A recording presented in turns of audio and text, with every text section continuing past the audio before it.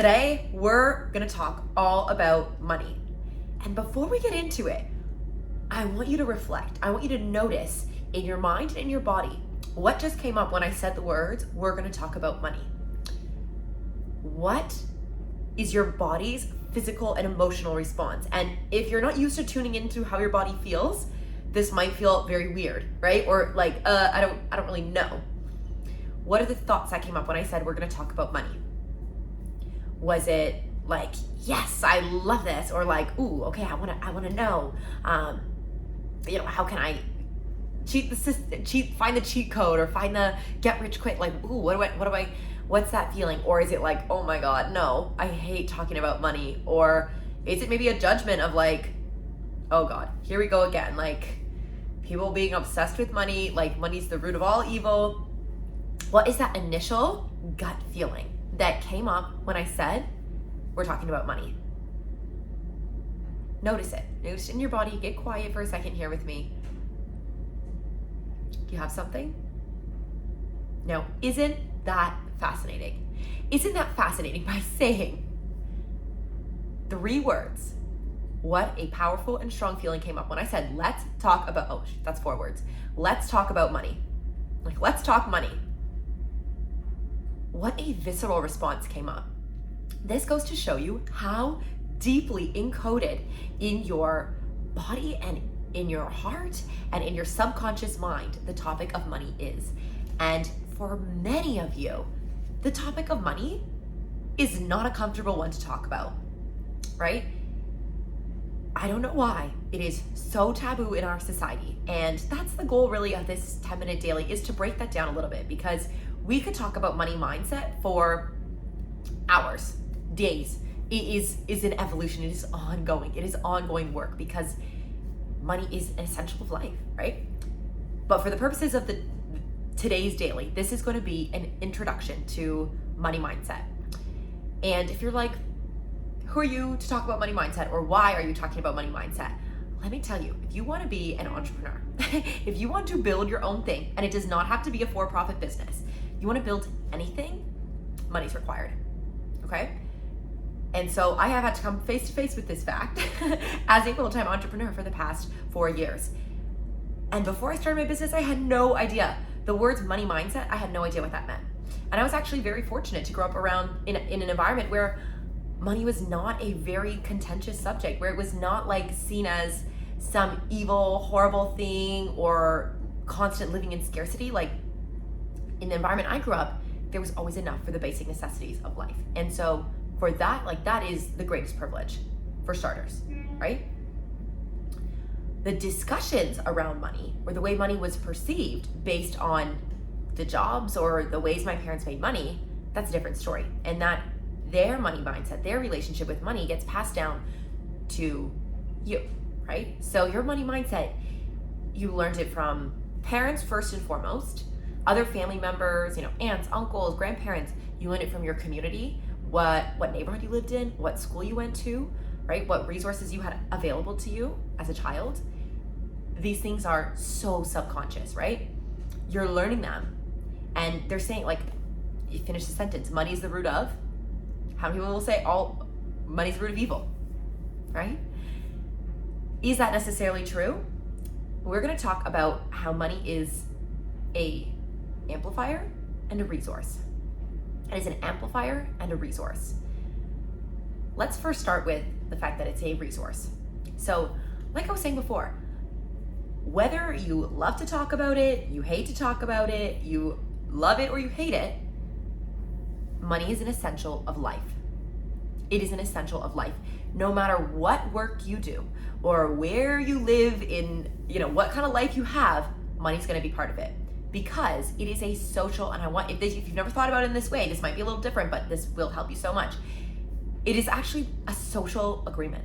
Currency, it is our way that we operate and interact with each other in society at large. Now, before money existed, what was the currency? Think hundreds, thousands of years ago, before our modern financial system was available. What existed? We would barter, right? You would bargain, and you would give, as a farmer, maybe you trade, right? 3 chickens for 1 sheep. And if you're a sheep farmer, you trade 1 sheep for 10 bales of hay. And if you're the hay farmer, you trade 5 bales of hay for 3 chickens, and so on and so forth, right? So everyone is exchanging goods or services of value with one another, right? It is a trade where ideally both parties feel like they feel good about it, right? If you feel like it's fair, it's an exchange of value, okay? And this is a key point. Both parties in an ideal arrangement feel like they got a good end to the deal, right? As the chicken farmer, you're like, oh, I got a sheep, that's amazing. And as the sheep farmer, you're like, I got 3 chickens, that's awesome, right? That's fair. It's an equal exchange.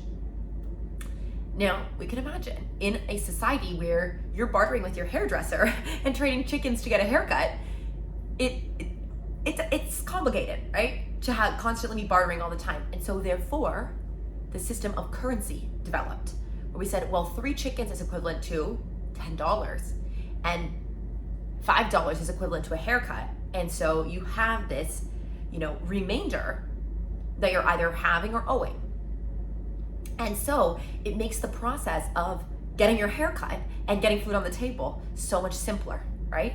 Because there's only one currency. Instead of trading, now you have half a chicken, half a sheep, you can't have that. So there's complexity. So this system of currency, it is a resource and it is an essential of life. And if you're like, but yeah, money's not that important to me, or like it doesn't need to be essential. Now think about this.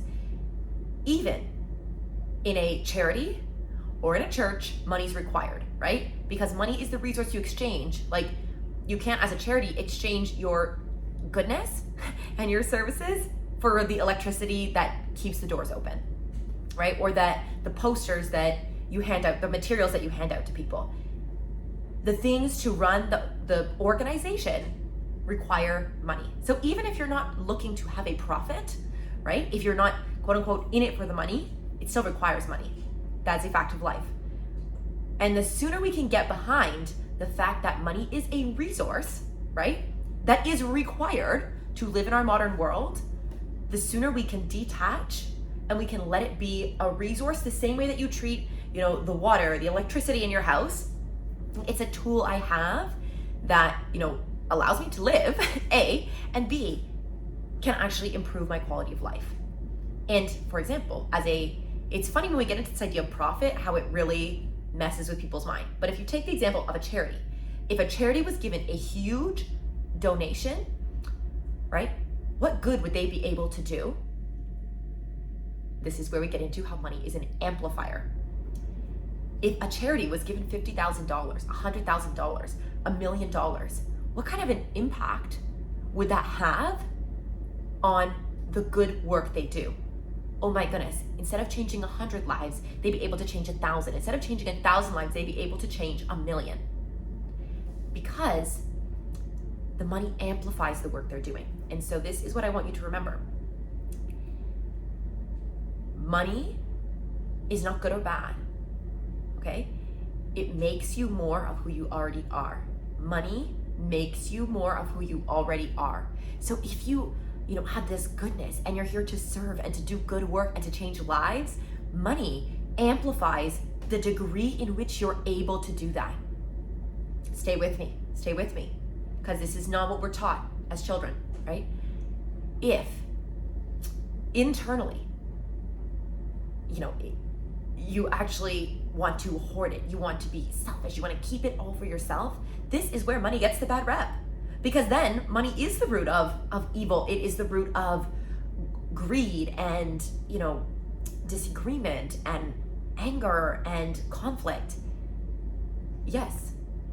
And on a large scale, on a very large conflict, there's a lot of money at stake because it amplifies the badness.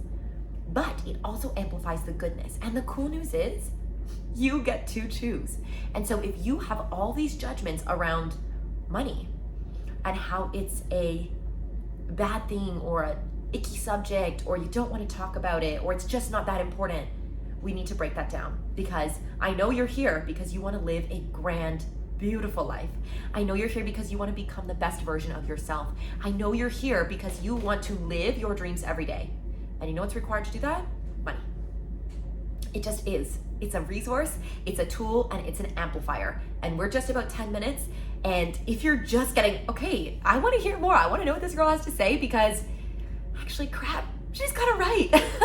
This is a good breaking point for our 10-minute daily, because like I said, it's an intro, and I'm just gonna leave it off on this note. There's actually several topics, like money mindset, for example, that I would love to go so deep in with you.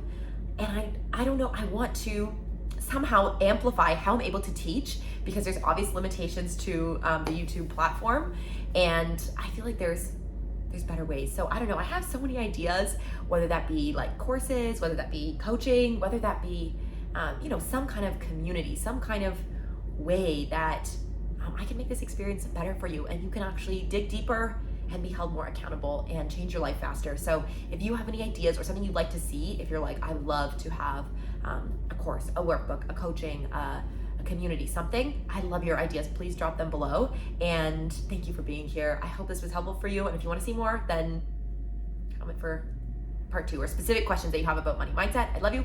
I'll see you tomorrow.